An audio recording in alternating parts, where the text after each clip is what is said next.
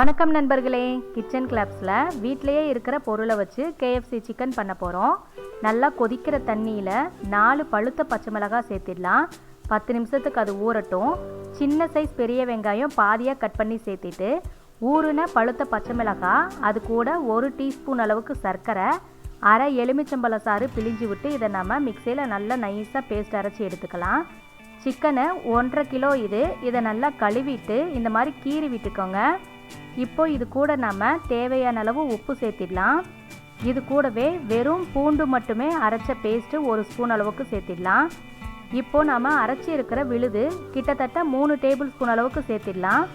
வெள்ளை மிளகுத்தூள் நான் சேர்த்திருக்கேன். உங்ககிட்ட இல்லாட்டி வீட்டில் இருக்கிற மிளகுத்தூளே சேர்த்திக்கோங்க.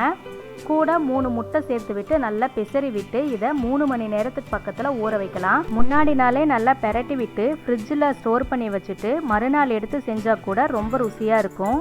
இப்போ இதுக்கு மேல் மாவுக்கு 1 கப் அளவுக்கு மைதா, அதில் பாதி அளவுக்கு சோள மாவு, அதாவது கார்ன்ஃப்ளவர் மாவு, இது காஷ்மீரி மிளகாய்த்தூள் 1/4 டீஸ்பூன் சேர்த்திருக்கேன். இது இல்லாட்டி வரமிளகாய்த்தூள் சேர்த்திக்கோங்க. வெள்ளை மிளகுத்தூள் 1 ஸ்பூன், அது இல்லாட்டி மிளகுத்தூள் சேர்த்திக்கோங்க. தேவையான அளவு உப்பு, வேணும்னா பேக்கிங் பவுடர் இல்லாட்டி வேணாம், ஆனால் கொஞ்சமாக சேர்த்தா போதும். இதெல்லாம் நல்லா கலந்து விட்டுடலாம்.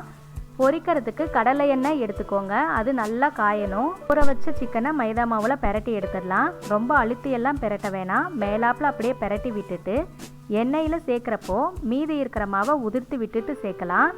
அதே மாதிரி எல்லா சிக்கனையும் நீங்கள் ஒரேடியாக மாவில் பெரட்டி எடுத்து வைக்க வேணாம்.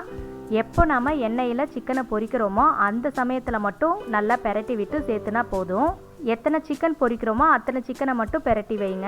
எண்ணெய் நல்லா சூடாக இருக்கிறப்போ சிக்கனை சேர்த்துடலாம். சிக்கனை சேர்த்துனதுமே நாம் சிம்மில் வச்சிடணும்.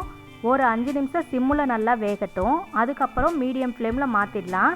சிம்மில் மீடியம் ஃப்ளேமில்னு மாற்றி மாற்றி வச்சு சிக்கனை நல்லா வேக விட்டு எடுக்கலாம்.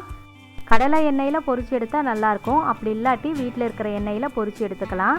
கேஎஃப்சி சிக்கனோட டேஸ்ட்டு வேணும்னா பழுத்த பச்சை மிளகாயாக இருக்கணும். கொடமிளகாய் பஜ்ஜி மிளகாயில் பழுத்து இருந்தால் கூட எடுத்துக்கலாம். இப்போ நம்மளோட கேஎஃப்சி சிக்கன் ரெடி ஆயிடுச்சு. நீங்களும் செஞ்சு பாருங்கள். திரும்பவும் இன்னொரு ரெசிபியில் சந்திக்கலாம். நன்றி.